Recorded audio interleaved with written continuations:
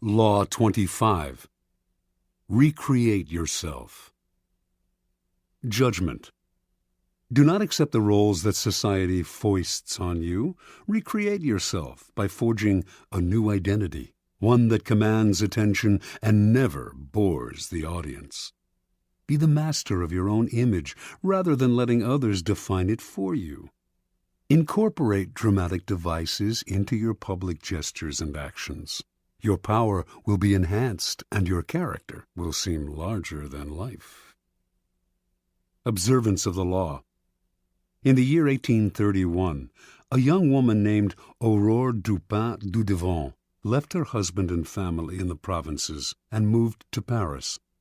She wanted to be a writer. Marriage, she felt, was worse than prison, for it left her neither the time nor the freedom to pursue her passion. In Paris, she would establish her independence and make her living by writing. Soon after du Devant arrived in the capital, however, she had to confront certain harsh realities. To have any degree of freedom in Paris, you had to have money. For a woman, money could only come through marriage or prostitution.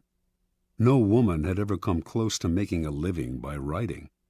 Women wrote as a hobby, supported by their husbands or by an inheritance. In fact, when du Devant first showed her writing to an editor, he told her, "You should make babies, madam, not literature." Clearly, du Devant had come to Paris to attempt the impossible. In the end, though, she came up with a strategy to do what no woman had ever done, a strategy to recreate herself completely, forging a public image of her own making. Women writers before her had been forced into a ready-made role, that of the second-rate artist who wrote mostly for other women. Du Devant decided that if she had to play a role, she would turn the game around. She would play the part of a man. In 1832, a publisher accepted du Devant's first major novel, Indiana. She had chosen to publish it under a pseudonym, George Sand, and all of Paris assumed this impressive new writer was male. Du Devant had sometimes worn men's clothing before creating George Sand. She had always found men's shirts and riding breeches more comfortable. Now, as a public figure, she exaggerated the image. She added long men's coats, gray hats, heavy boots, and dandyish cravats to her wardrobe. She smoked cigars and in conversation expressed herself like a man, unafraid to dominate the conversation or to use a saucy word. This strange male-female writer fascinated the public, and unlike other women writers, Sand found herself accepted into the clique of male artists. She drank and smoked with them, even carried on affairs with the most famous artists of Europe, Musset, Liszt, Chopin. It was she who did the wooing, and also the abandoning. She moved on at her discretion. Those who knew Sand well understood that her male persona protected her from the public's prying eyes. Out in the world, she enjoyed playing the part to the extreme. In private, she remained herself. She also realized that the character of George Sand could grow stale or predictable, and to avoid this, she would, every now and then, dramatically alter the character she had created. Instead of conducting affairs with famous men, she would begin meddling in politics, leading demonstrations, inspiring student rebellions. No one would dictate to her the limits of the character she had created. Long after she died, and after most people had stopped reading her novels, the larger-than-life theatricality of that character has continued to fascinate and inspire. Interpretation. The world wants to assign you a role in life, and once you accept that role, you are doomed. Your power is limited to the tiny amount allotted to the role you have selected or have been forced to assume. An actor, on the other hand, plays many roles. Enjoy that protean power, and if it is beyond you, at least forge a new identity, one of your own making, one that has had no boundaries assigned to it by an envious and resentful world. This act of defiance is Promethean. It makes you responsible for your own creation. Your new identity will protect you from the world precisely because it is not you. It is a costume you put on and take off. You need not take it personally, and your new identity sets you apart, gives you theatrical presence. Those in the back rows can see you and hear you. Those in the front rows marvel at your audacity. Keys to power. The character you seem to have been born with is not necessarily who you are. Beyond the characteristics you have inherited, your parents, your friends, and your peers have helped to shape your personality. The Promethean task of the powerful is to take control of the process, to stop allowing others that ability to limit and mold them.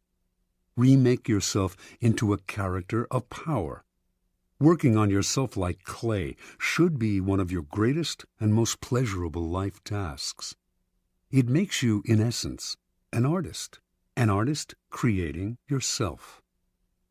The first step in the process of self-creation is self-consciousness, being aware of yourself as an actor and taking control of your appearance and emotions. The bad actor is the one who is always sincere. People who wear their hearts on their sleeves out in society are tiresome and embarrassing. Their sincerity notwithstanding, it is hard to take them seriously. Good actors control themselves better. They can play sincere and heartfelt, can affect a tear and a compassionate look at will, but they don't have to feel it. They externalize emotion in a form that others can understand. Method acting is fatal in the real world. No ruler or leader could possibly play the part if all the emotions he showed had to be real. So learn self-control. Adopt the plasticity of the actor, who can mold his or her face to the emotion required. The second step in the process of self-creation is a variation on the George Sand strategy. The creation of a memorable character, one that compels attention, that stands out above the other players on the stage. This was the game Abraham Lincoln played. The homespun, common countryman he knew was a kind of president that America had never had but would delight in electing. Although many of these qualities came naturally to him, he played them up, the hat and clothes, the beard. No president before him had worn a beard. Lincoln was also the first president to use photographs to spread his image, helping to create the icon of the homespun president. You must appreciate the importance of stage entrances and exits. When Cleopatra first met Caesar in Egypt, she arrived rolled up in a carpet, which she arranged to have unfurled at his feet. Your own entrances and exits should be crafted and planned as carefully. Remember that overacting can be counterproductive. It is another way of spending too much effort trying to attract attention. The actor Richard Burton discovered early in his career that by standing totally still on stage, he drew attention to himself and away from the other actors. It is less what you do that matters clearly than how you do it. Your gracefulness and imposing stillness on the social stage count for more than overdoing your part and moving around too much. Finally, learn to play many roles, to be whatever the moment requires. Adapt your mask to the situation. Be protean in the faces you wear. Bismarck played this game to perfection. To a liberal, he was a liberal. To a hawk, he was a hawk. He could not be grasped, and what cannot be grasped cannot be consumed.